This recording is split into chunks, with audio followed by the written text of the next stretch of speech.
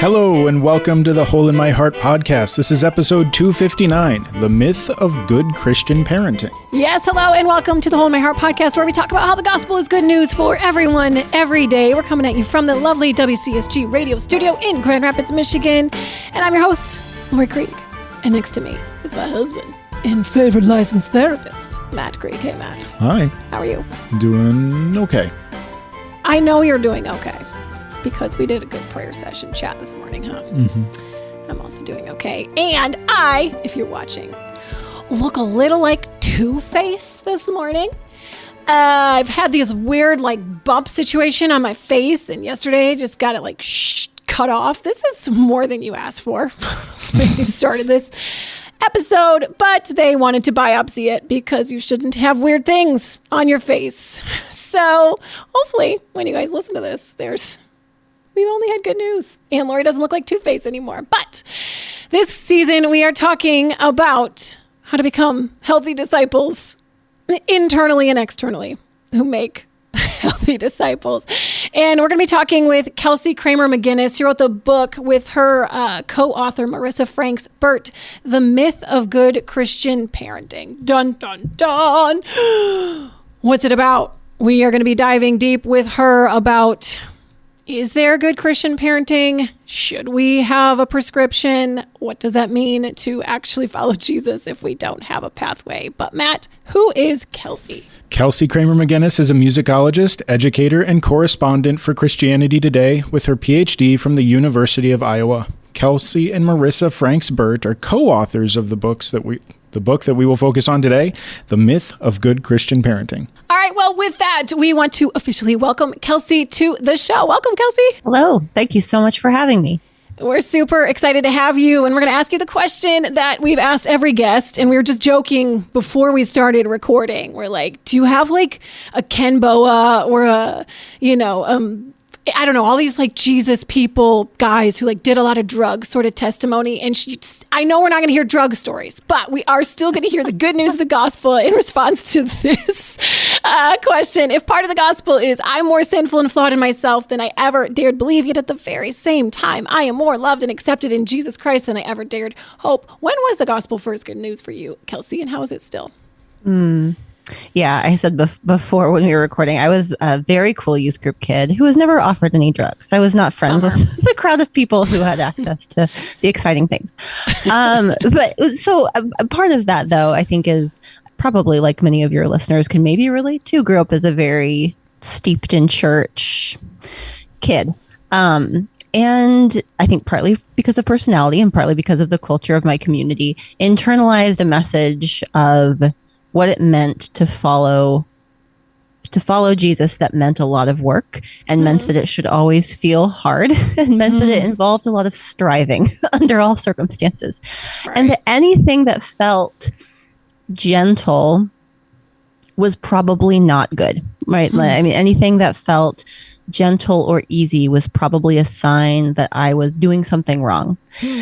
And I think into my college years, that was okay for a while. And then I really started struggling with an eating disorder in my late college, post-college years, and was diagnosed and treated in an institution for anorexia and orthorexia, and had a very hard time trusting therapists who were telling me, this striving is not serving you. Not everything has to feel hard all the time. And that was the first time in my life, I think probably in my early 20s, that I took seriously the idea that Jesus offers a burden that is light.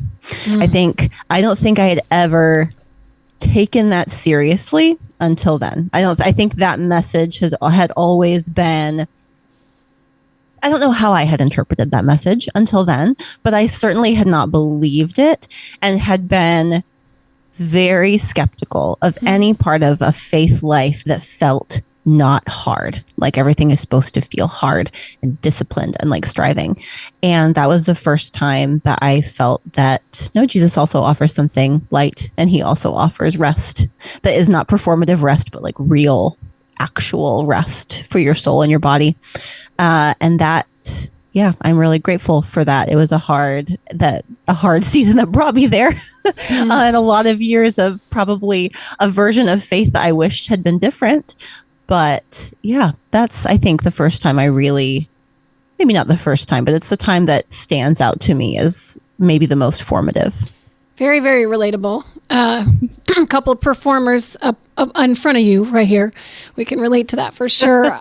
I'm curious, maybe it's in the same theme of the easy and light good gospel that is still good news for you, but just like how lately have you been like, this is how I need the gospel? Well, I mean, I think writing a book on parenting and also parenting young kids is like, I think most parents will attest. Like, it makes you re-examine your beliefs about yourself and about humans and about God and about things like mercy and grace, about what the fruit of the Spirit looks like. And I feel like I am relearning some of those things every day and learning about my own shortcomings in real time all the time. And that I think was a good thing as someone sort of writing a book about parenting, that I didn't want to be a parenting advice book. I think writing about the history of Christian parenting while also parenting your kids gives you a lot of sympathy for parents who have taken bad advice, because sometimes you just want someone to tell you what to do. You just want someone to tell you what to do. And that desperation and that confusion can absolutely prime the ground for just, I'll listen to anyone. Someone just tell me what to do. Yeah. Oh, yeah. Yeah, just give me the answer. Give me the recipe. That's right. To have a Give nice, me the script. Yeah. Yes. To produce a nice kid. So right. Yeah. So you wrote this book, The Myth of Good Christian Parenting. And I guess, how do you define Christian parenting? Well, that's a big question, isn't it? I mean, I think we titled the book the way we did, partly because there's no stable definition. I mean, as both of you know, what parenting looks like from family to family in Christian communities can look vastly different. The idea that there is like one biblical way to raise children is such a convenient marketing idea, but it is not something that is rooted in reality. And we really, you don't have to look back very far historically to even see that Christian parents have raised their children in vastly different ways across time and place. And not all those differences are good or bad differences. They're just contextual differences. And some of them are fine. And some of them are examples of maybe this could be better. Maybe this could have been different. But man, there's just no one way as a Christian family to be and to relate to each other. So our book is, I mean, more than anything, is sort of poking holes in this idea that there is one biblical way to raise children, that there is a right way, or that the Bible offers this clear-cut, very obvious formula for raising children, right? Which I think a lot of parents, maybe of my generation and older, really internalized from some of the books and media that we were given and that we were raised on with our own parents. So I had to do my own ripping apart of my own 80s and 90s, Bill Gothard adjacent, authoritarian. The ethos that we grew up in was very 80s and 90s. Here's parenting God's way. Here's the way that you do it. And so as a mom, I've had to rip that apart. But as I do that, I also work on having like, okay, why did that happen? So can you talk to us? Because your book talks about that. Why did that happen? Why did we really lean heavily into this authoritarian style of parenting in the 80s and 90s?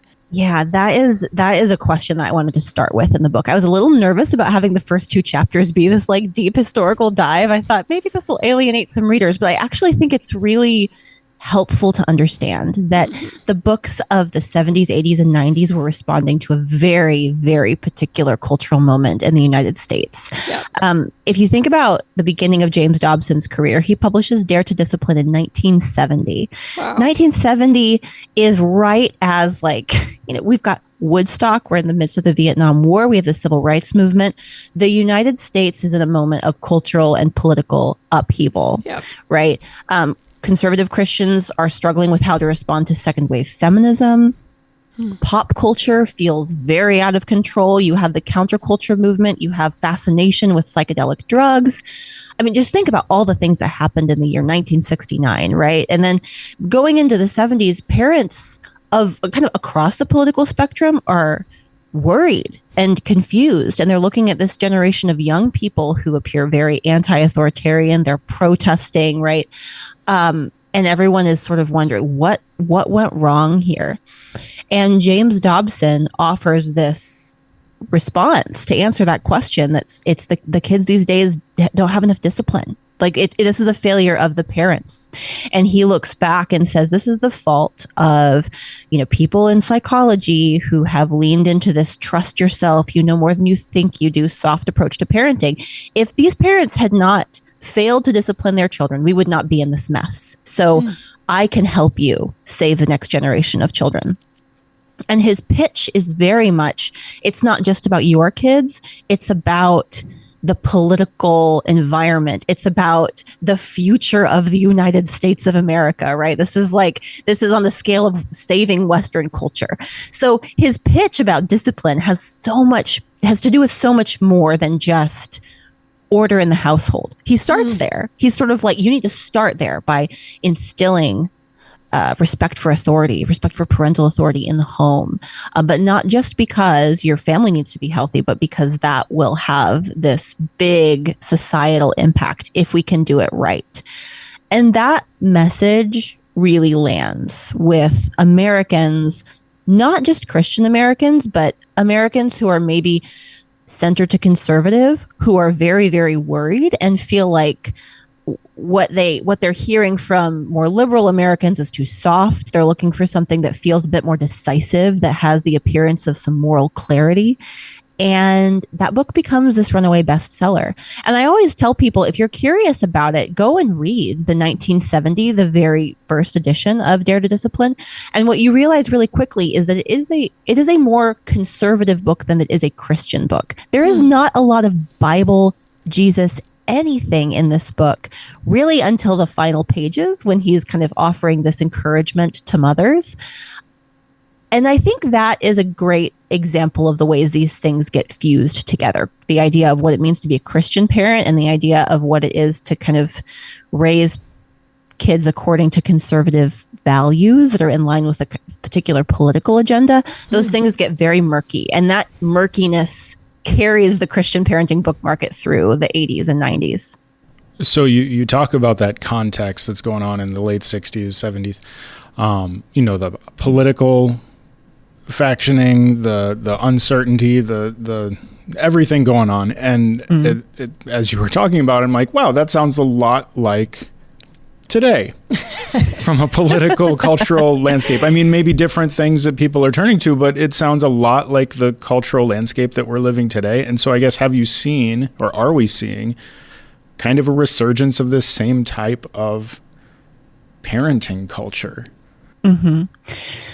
So I think so. I think we are seeing, at least over the past year, as I've continued watching. So we finished writing the book more than a year ago, but I continue to kind of watch the way things are taking shape. And we have noticed over the past year and a half or so, more Christian parenting influencers on the internet talking openly about spanking their kids, which for a while was a little bit don't ask, don't tell, right? Like there has not in the United States been like a mass movement away from spanking. I think some people think there has been, but the numbers are still pretty 50-50, like in terms of like American parents who admit to using corporal punishment and those who say they don't. And that's just the number of people that will say it on a survey. So the practice of spanking is still quite common in the US, but I would say maybe in the 2000s, 2010s, it was a little bit less common to see people talk about it openly online for fear of being judged, for fear of attracting attention of CPS, raising questions about abuse. But I am seeing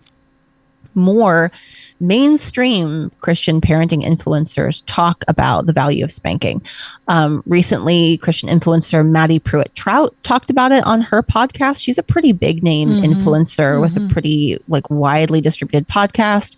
Justin Whitmell-Early, who's the author of Habits of the Household, has talked about it as well. He said, I think sometime last year in one of his Instagram stories, that he can't imagine raising boys without spanking.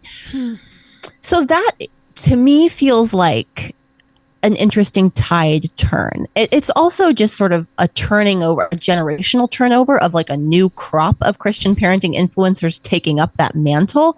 So it might not be as much of a sea change as it appears to me, but we definitely are in another moment where there is a backlash to gentle parenting, and we could talk about gentle parenting. There's no stable definition of gentle parenting. So when people talk about gentle parenting, it usually means what they want it to mean.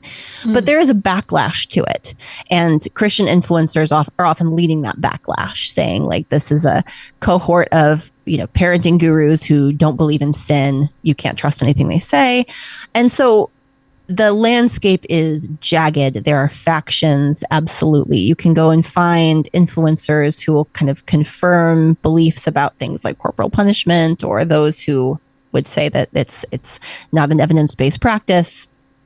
And a lot of these disagreements still fall along political lines, not always explicitly, but they often do. I see. So I'm in the parenting, I don't know, am I an influencer? Barf, to who wants that label.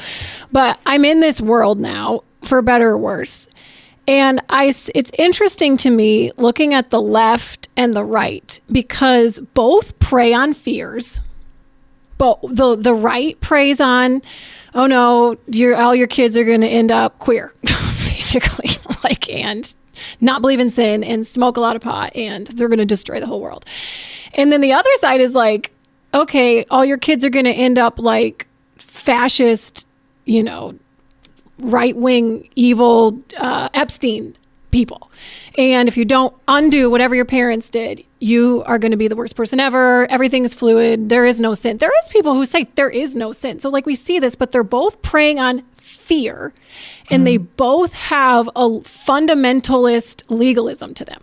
If you do these things, equal sign good kids, whatever your definition of good is. I guess I'm just curious, do you see that out in influencer world and in the world?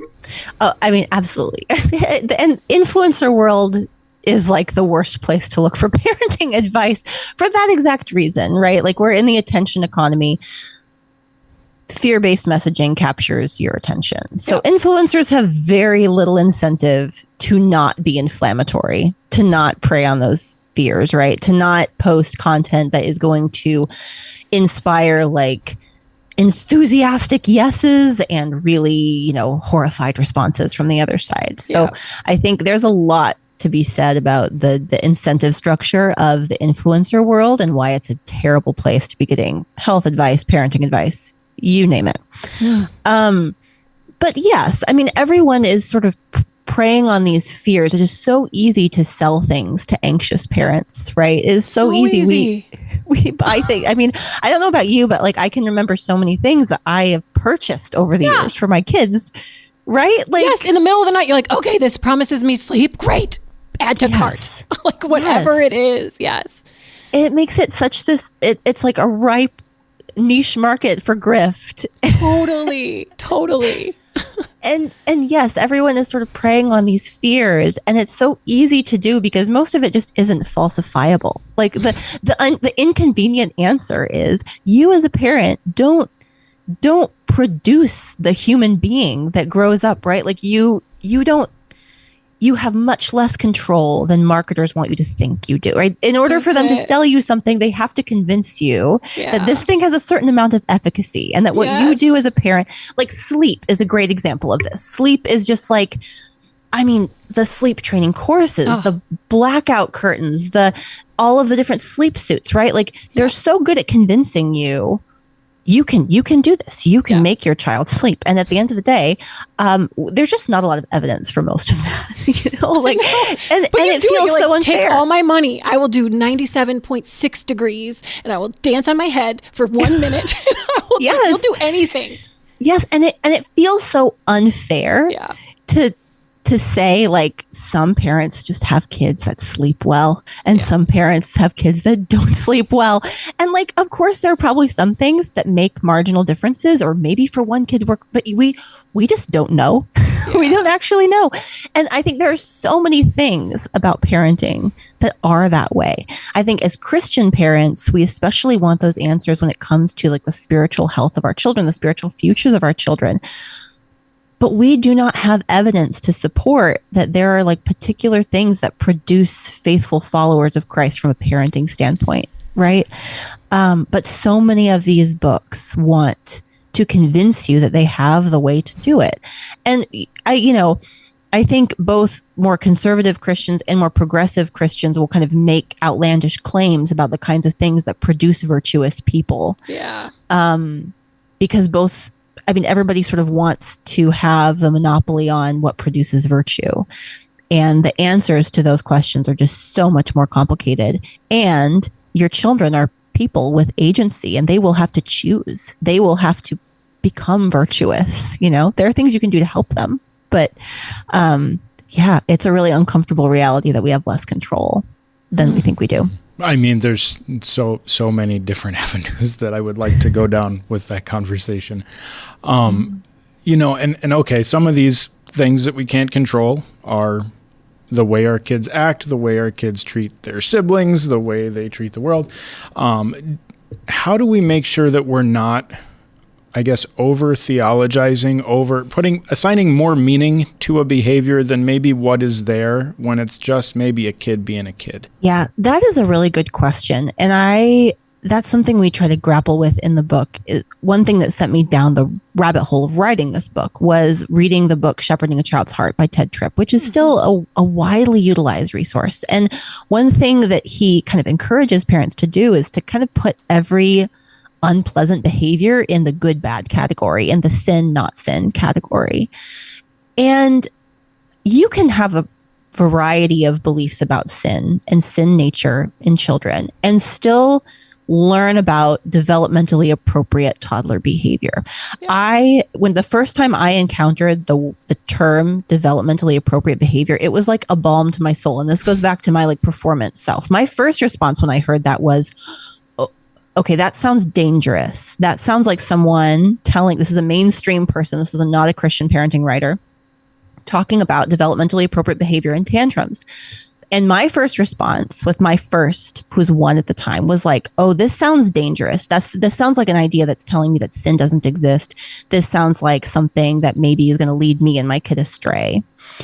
But the more I read, the more I realized, oh, this is actually this is a fruitful way of viewing my child as a Christian parent, where I just don't always get to know what's underneath a behavior. We do know that certain milestones are just developmentally appropriate in all children, right? Learning how to say no, learning what it is to say no, not being able to emotionally regulate yourself when you are hungry as a child, learning that those are very real things that kids experience in very embodied ways that impact their ability to process information, made it so that I was able to say, like, you know what?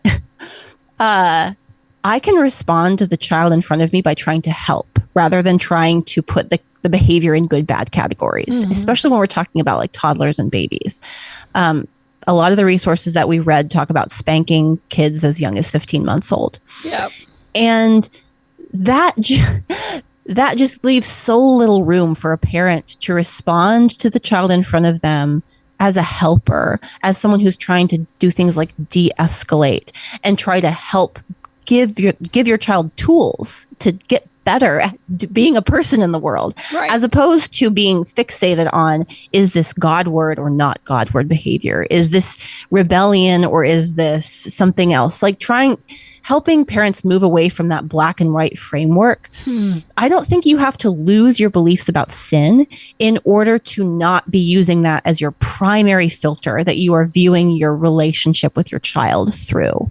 I respond differently to my children when I am trying to help them as opposed to trying to figure out what they're doing wrong, right? Like that impacts my ability to respond to them positively. Well, then your mindset is, how can I help remove barriers so that they can flourish?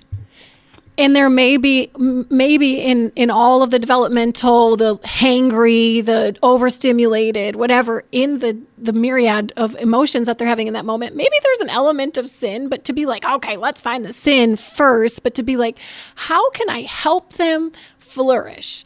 How about start with a peanut butter and jelly sandwich? How about now a big hug? And now let's talk through what just happened. It's like stepping down with your kid. But I so love that. Whenever I put on a mindset of like, I am serving my child and I want them to flourish. What can I do right now? Just calms me down to even engage whatever tantrum it is. And I think you can do that and like not be afraid of that you're giving sin a pass. I think that was my fear, was it like, what if I accidentally am giving sin a pass and I set my child on this bad path down toward whatever. And I think it radically changed how I think about that when I just realized that kind of thinking, it belittles Christ's work on the cross to say their sin is dealt with. Like it is not my job to punish their sin. If I actually believe that sin has been dealt with, my job is not to be the punitive force in their life to force them to atone for what they're doing wrong, right?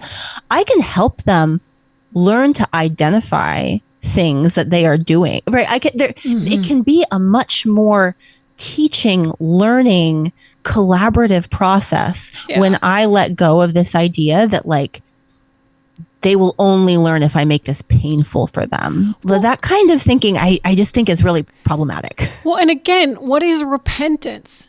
Repentance is freeing you from this burden. It's not, the punitive first, which is how so many of us grew up in the 80s and 90s, is like, okay, well, now you just need to feel the pain for whatever you did.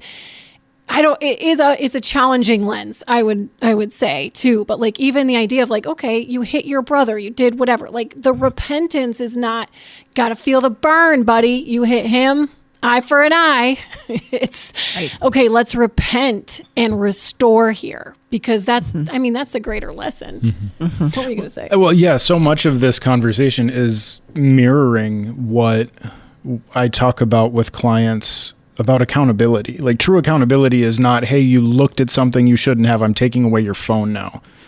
You know, it's much more this like attuned heart, like conversation of care, as opposed to the sin management cycle. It's your phone is a barrier to you flourishing in this world. What can we do? How can we engage the phone? Is that like the flip? Much more the it's not even focused on the phone. It's focused on the like, what was going on in your heart? What was the need that you were trying to meet through this behavior? Because the phone was the avenue to like sexual sin. Is that what you're saying? Yeah, I mean that from my office. Yeah, that's typically it. But it's just that whole idea of accountability. And I think more broadly than just with what I work with is so much about how can we control the negative behaviors, as opposed to how are we seeing one another in a way that is kind of meaningful and supportive. And so I'm wondering, like, man, how much of that was just instilled in childhood, that's what we're used to. That's what we think is accountability. That's what we think is effective. And so like these things that kids needs, we never stop needing them. Yeah. I guess is my just thought. I wrote this question down. Like the majority of parents don't start out thinking, I really want to mess these kids up. No one, I mean, in the 70s, 80s, 90s, like Dr. Dobson, I don't think he wrote Dare to Discipline because he's like, gosh, how can I jack up a generation? Like there was an element, I'm sure, of him that was, it's how can I help flourish? So I guess like, as a mom who's married to a therapist, has had a buttload of therapy herself, and has read a zillion parenting books, it's almost can be a detriment to me because it can leave me in this like paralysis of like, I'm going to mess this up. I guess I'm like, we could read your book and be like, oh crap, I'm going to do 67 things wrong. And I don't even know I did 67 things wrong. Like, how do you move forward, having written this, having studied this with both grace and moving forward? That's I think one of the reasons why we put those first couple chapters in there about the history of all of this is that when you turn parenting into a political and social project, things go poorly, right? Like when you parent political agenda first or social agenda first, things go poorly because you're filtering your choices and your children's behavior through somebody else's priority system. So one of the things that I think did so much damage to a generation of parents coming out of, Dobson's early years was that he was sort of telling them, think about the damage that your lack of discipline is going to do to society. And he would share these stories that he would like observe out on the subway of parents struggling with their kids and put parents on high alert, basically feeling like they're just failing their kids. They could be failing Dr. Dobson, who might be watching. They'd be failing society, failing God, failing their church, right? And it puts everything, I think, in the wrong context, right? If that's the first filter that you're putting your interactions with your toddler through, you're not really responding. You're not really being present to your child. It hurts your ability to be compassionate and empathetic and just deal with the moment you are in, right? Like my toddler's tantrum does not have to be related to like social upheaval, right? Like how this moment goes, how I escalate this does not have to do with your child is going to be a delinquent someday, right? I think there is a real self-seriousness that comes up. Like when you think about parents who really lean into authoritarian tendencies, if you are told that your parental authority is the most important thing in your household, you take it very seriously, right? Any moment with your child is like potentially an affront to your authority. That impacts your ability to do things like respond with humor, which is far more effective in de-escalating behavior than putting your foot down, especially with children of certain temperaments, right? Like we know that different kids respond to different kinds of de-escalation. But if you are just fed this message, they must respect your authority, they must obey your authority, you must demand respect, demand obedience. It just hampers your ability to have authentic, connected relationship in that moment. And so I think when people read our book, what we don't want is like, you are going to mess up we don't want to tell people you're going to mess up your child in all these ways.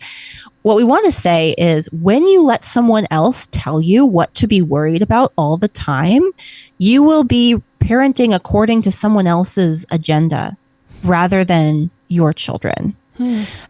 We want people to come away from the book saying, like, you can put your relationship with your children first and trust that God is present to you and present to your children, and that the day-to-day love that you give them and the day-to-day relationship you have does not need to be filtered through these questions of social decline and political upheaval.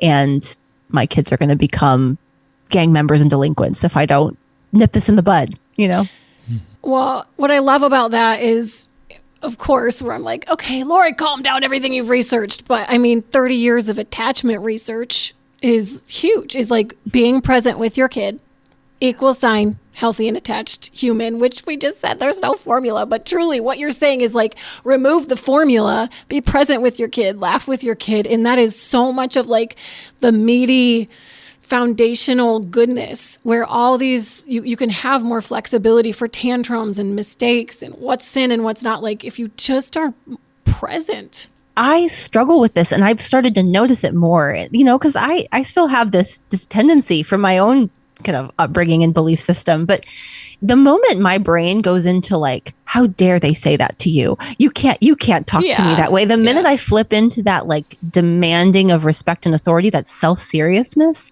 it absolutely impacts negatively my ability to like just relate to my kid where they're at.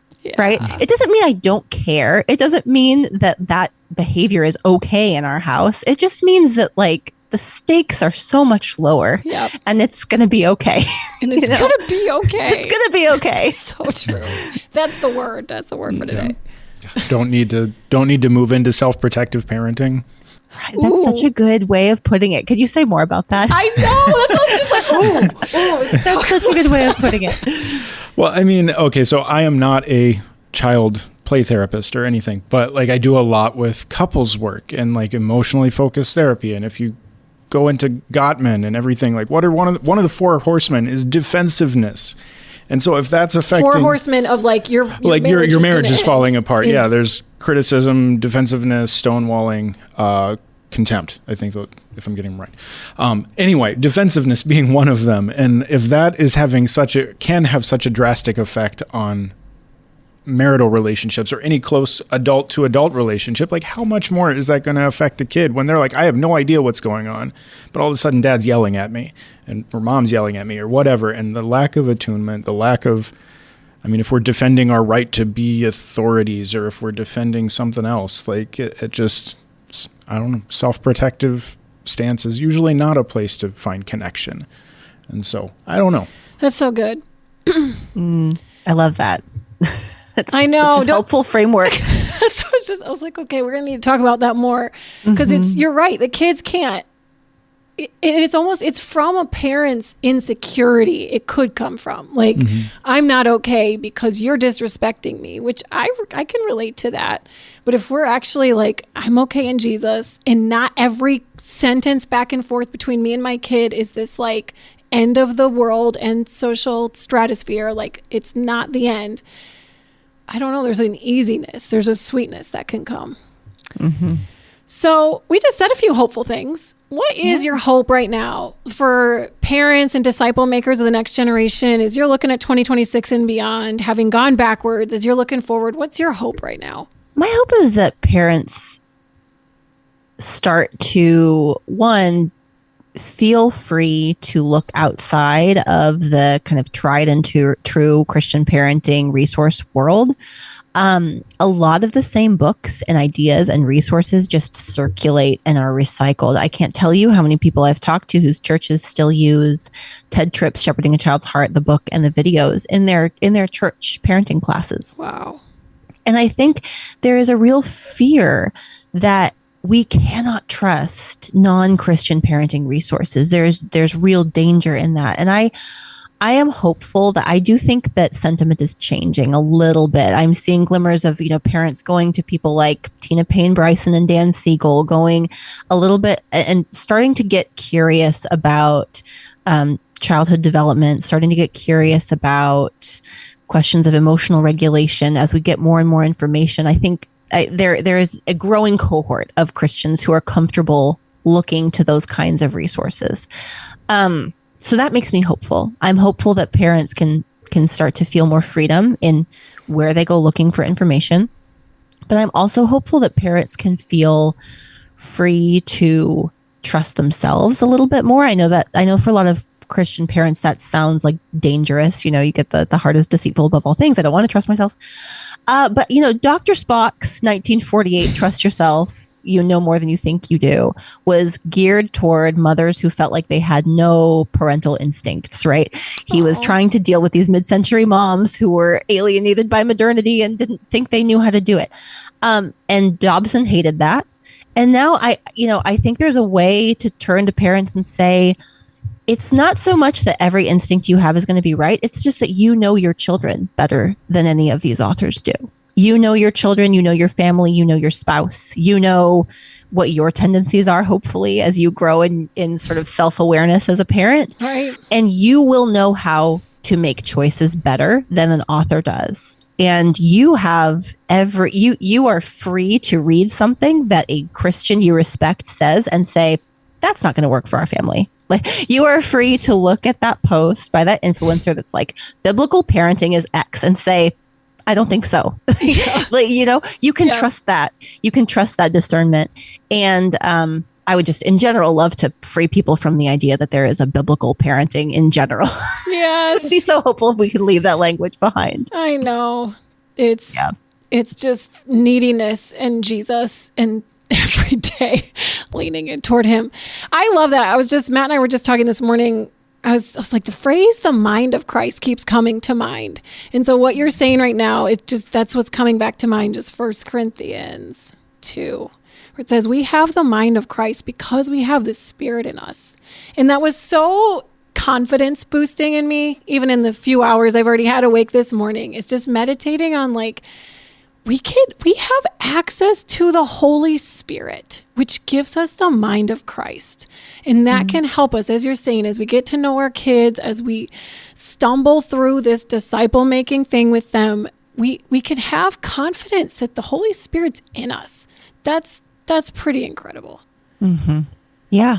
And I think we can say that to Christian parents and say that is more real and that is more trustworthy than a book, probably. I mean, you filter through that first. Like, don't filter through the book first. Filter through that first. Kelsey, great to talk to you. It was so fun to talk with you. Thank you for having me. Yes, what a blessing you are. Everybody go read this book, The Myth of Good Christian Parenting. We will link to it in the show notes, as well as Kelsey's Instagram. Matt, what stood out to you? I think the biggest thing was that so much of our parenting is this reaction to cultural context and seeking control, which, as much as we would all like to be in more control, we're not. And that tends to just throw us off. And so watch ourselves first before we try and, like, go into corrective mode with our kids. I so agree. And I loved the sitting.